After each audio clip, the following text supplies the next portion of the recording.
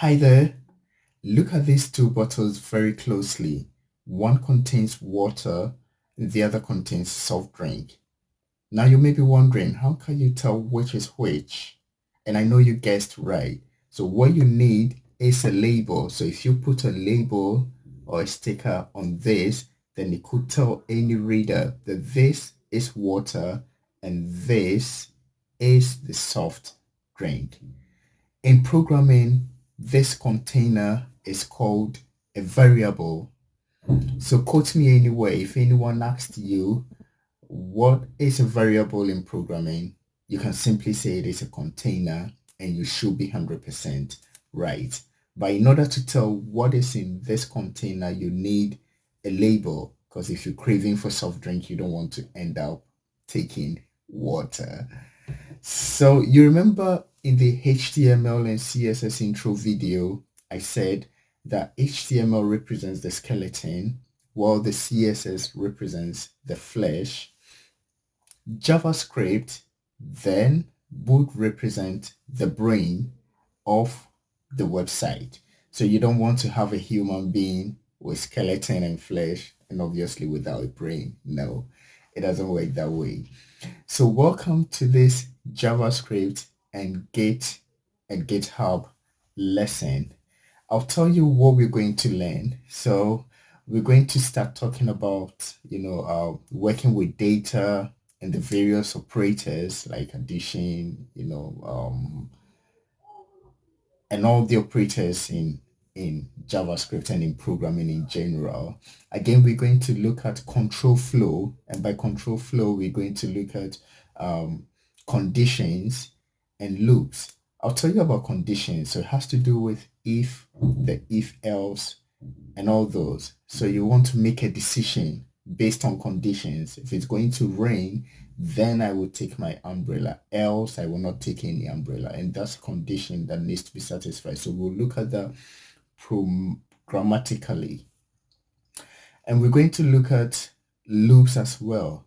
Think of playing a song. Have you ever done this where you clicked on the loop button and when one song finished, the other one played automatically until you interrupted? If you have, then you were working with a loop, right? So we're going to look at the for loop, the while loop, the do while loop, and all other kinds of loops in programming and using the JavaScript programming languages. We're going to look at functions as well. To make functions basic, think of going to the ATM machine, right? So your card, your ATM card is the input. You put that in the machine. The ATM machine performs a function and then the output will be to give you money or tell you there is no money. Okay, so that is a basic definition of function.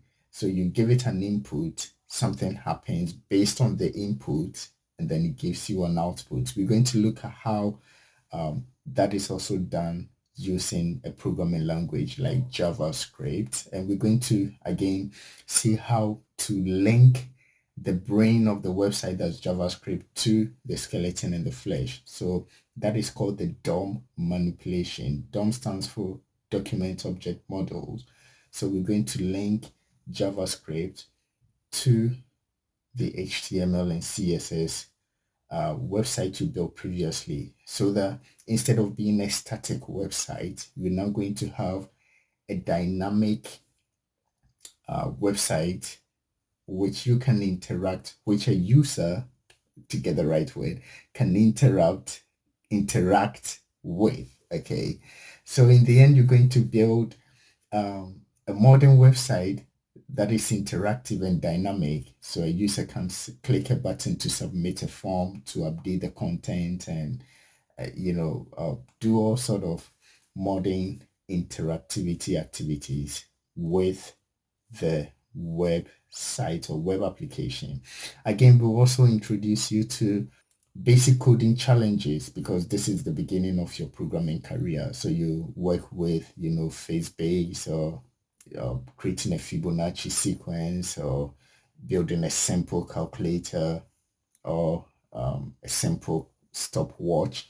And all these are going to be discussed along the way. So if this excites you and you meet the qualifications, you've checked the prerequisites and all your skills, current skills align with what we expect.